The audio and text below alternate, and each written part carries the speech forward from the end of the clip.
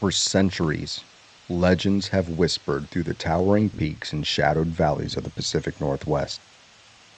Stories of a creature elusive, primal, and unyielding, passed down through generations of native tribes, adventurers, and modern explorers.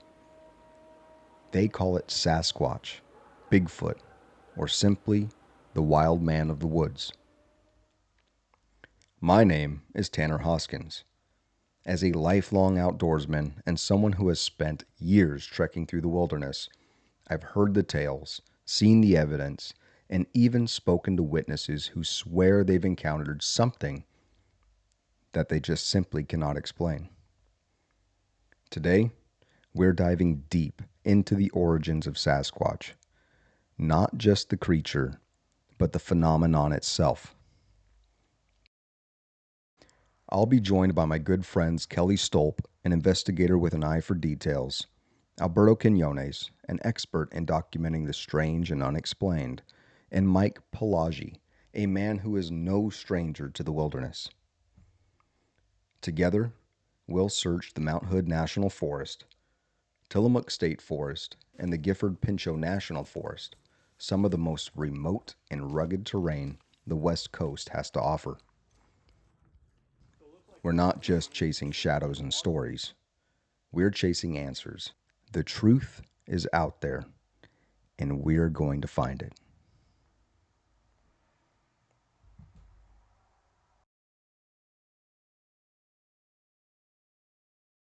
All right.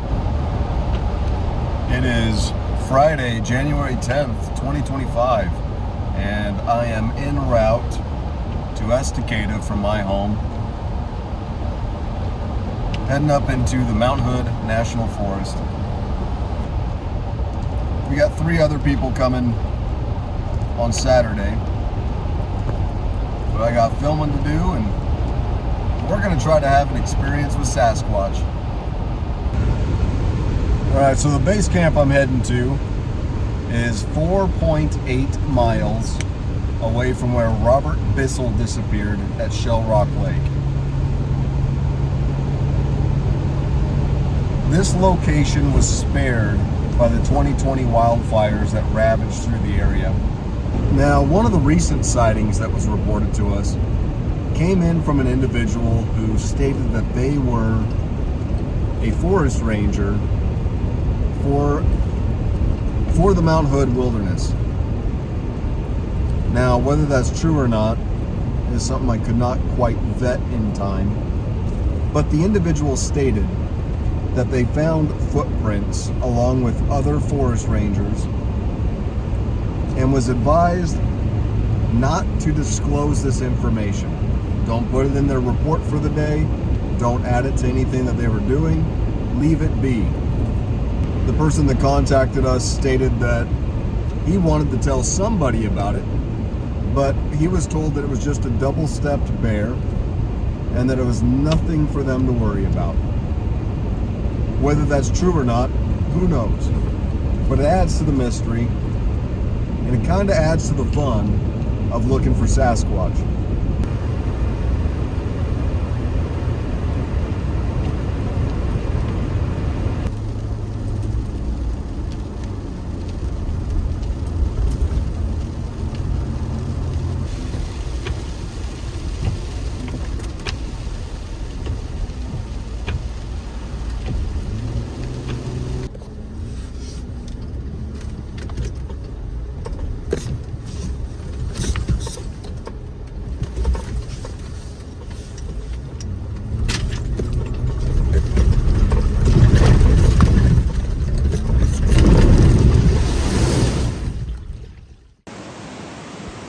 We got this spot right next to the river. Kind of has roots on the ground, but I'm not worried about it because I have a cot.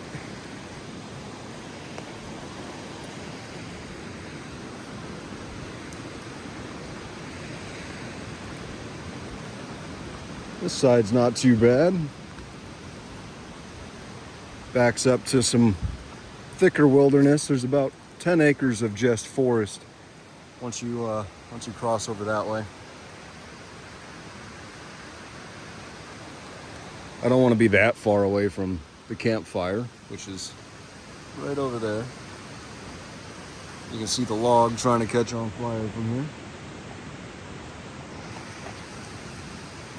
So I'm considering setting up my tent maybe over on this side.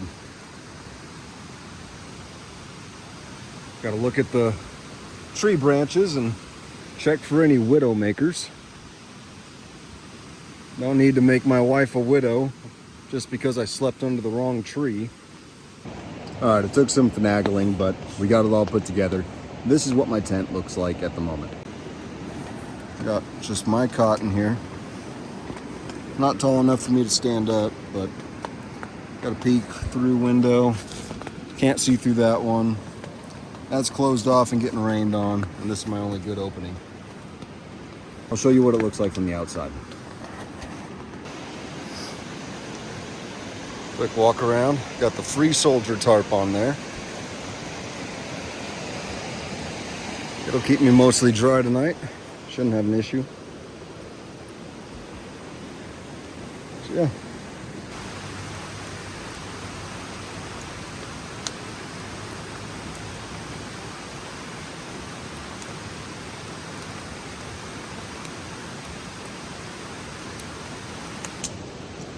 The rest of the crew just took off, heading back to town to get a few extra pieces of firewood and some extra food. They'll be gone about an hour and a half. We did have a strange thing happen last night. Alberto thought he saw somebody walking next to my Jeep, and he figured it was me at about 3-something in the morning.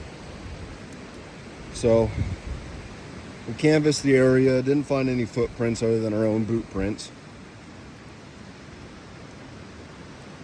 But that reminded me, last night I failed to set up my trail cameras. So this morning, I'm gonna set up trail cameras facing this section of forest.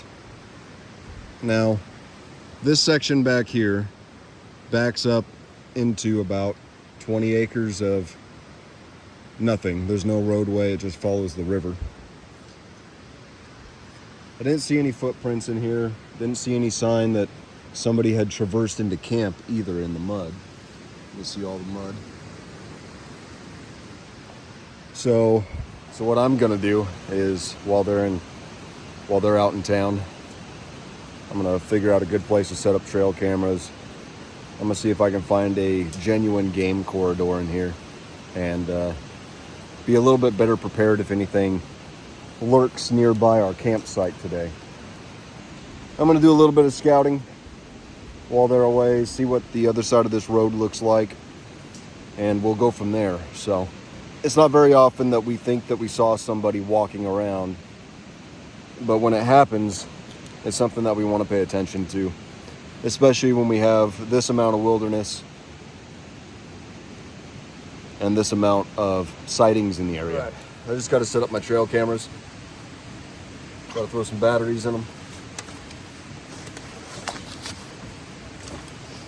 That's about it.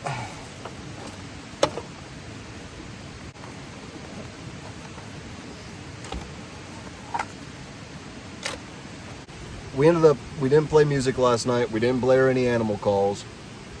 We just sat by a fire and talked and laughed and everything you're supposed to do when a Sasquatch sighting occurs. So the place that we're at right now is absolutely no joke. There's 14 sightings within a 5-mile radius of here. And that just adds to the mystery of what did Alberto see last night.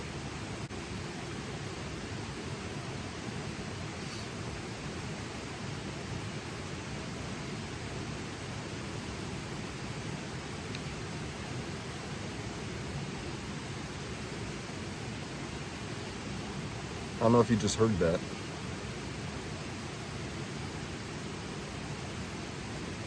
Sounded like a yell. All right, this one's ready to go up.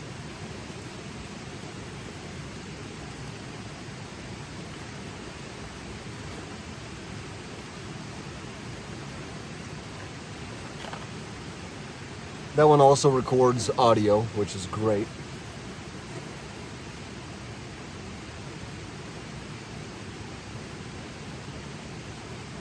I'm definitely hearing something. All right, all of these are ready to go. Let's go for a walk and figure out where we're gonna set these up at. Now, I've already told the guys where I'm heading, and the fact they're not gonna be back for about an hour and a half is something that I need to take into consideration while I'm hanging trail cameras, especially away from camp and away from the roadway. Luckily, the river's flowing in this direction, so I will be heading that direction. Just into this wilderness area, seeing if I can find a nice game trail to hang something from. And if I see something, if something stands out, I'll definitely be putting the trail camera there. Now, it's not smart to do this. Luckily, I am trained for wilderness exploration. Backcountry's my thing. This is not quite backcountry, but as a lone hiker, I do need to be aware of what I am doing and how I do it.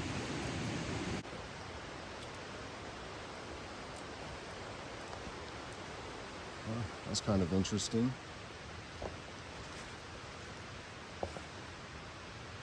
It's probably nothing, but I don't know if you can make out the shape I'm seeing. Almost like a heel imprint right here. Comes up into some, almost like a toe impression. If I don't see anything else that replicates it or even looks similar, I'm just gonna ignore it.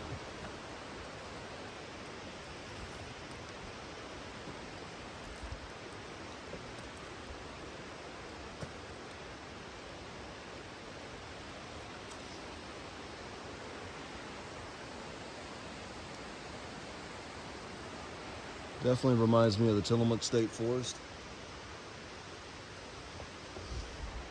All of the moss and ferns, and definitely feels like a temperate rainforest out here.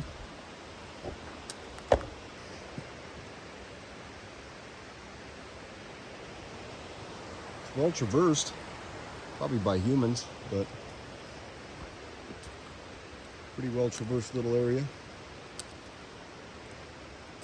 A lot of needles on the ground, so it's hard to make out any impressions except for that one that was back there. I might scan that with my LiDAR just to see what it actually is.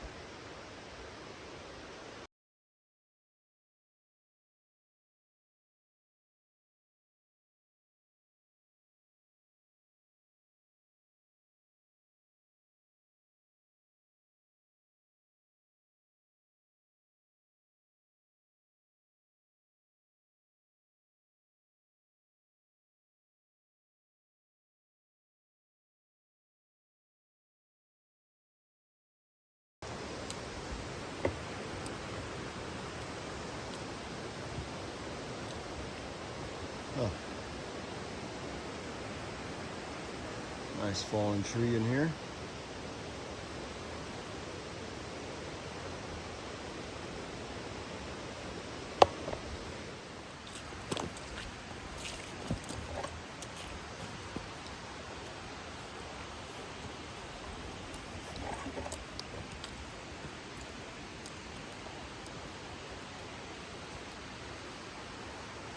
It's funny how you can make faces out of things that you see, like branches on the side of the road or stumps up ahead.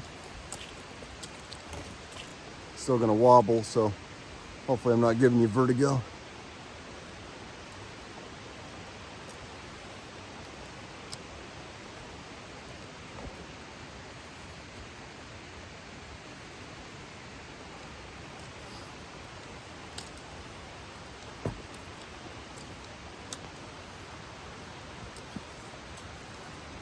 All right, we're just looking around, doing our best to.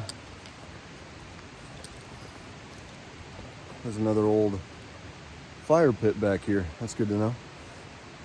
It looks like it used to be a pretty large group campsite until the Forest Service really shut down and put boulders in the way.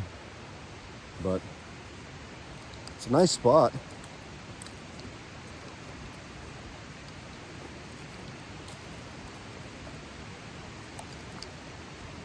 I'm gonna head this way.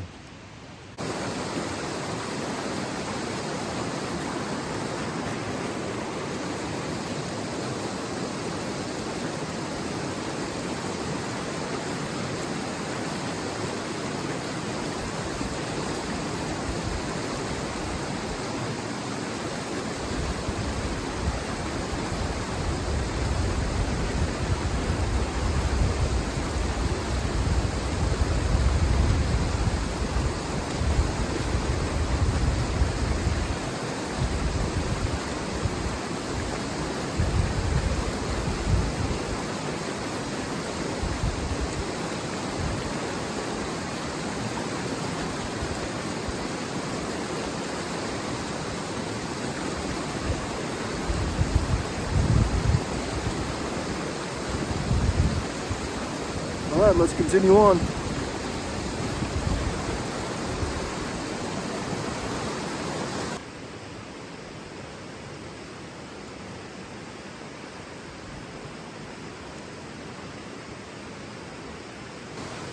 All right, I followed this trail just about as far as I can.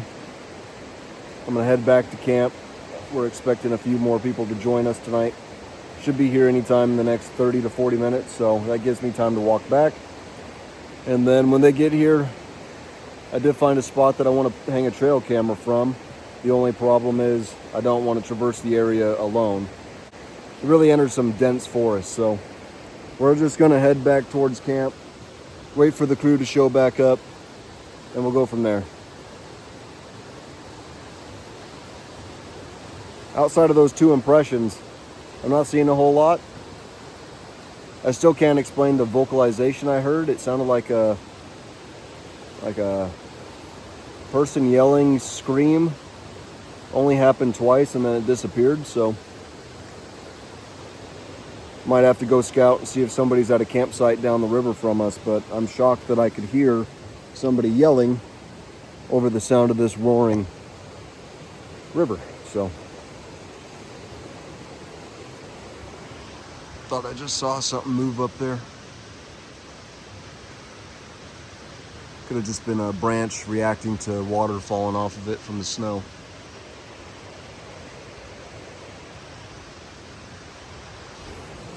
All right, let's get back to camp.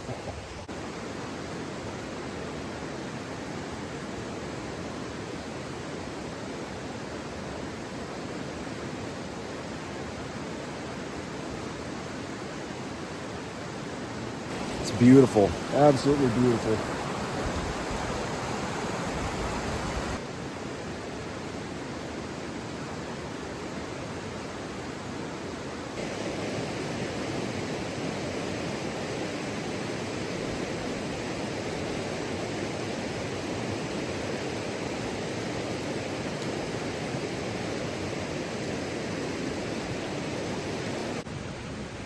So I'm back in camp.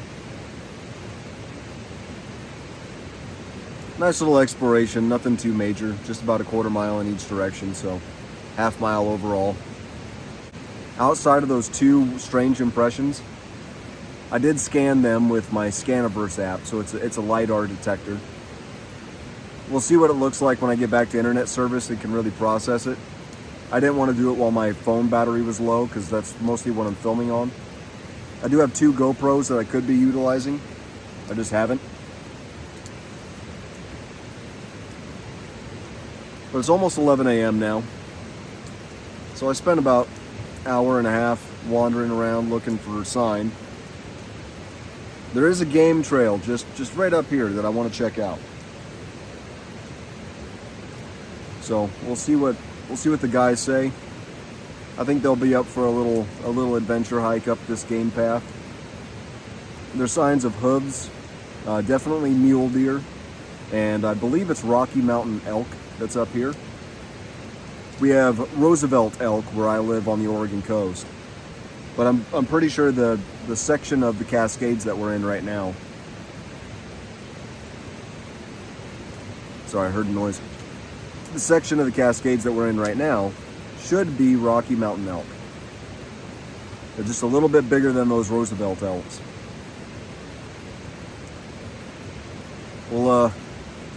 We'll see if we get up in that area today. We should. And if not, I got to check it out before I leave tomorrow.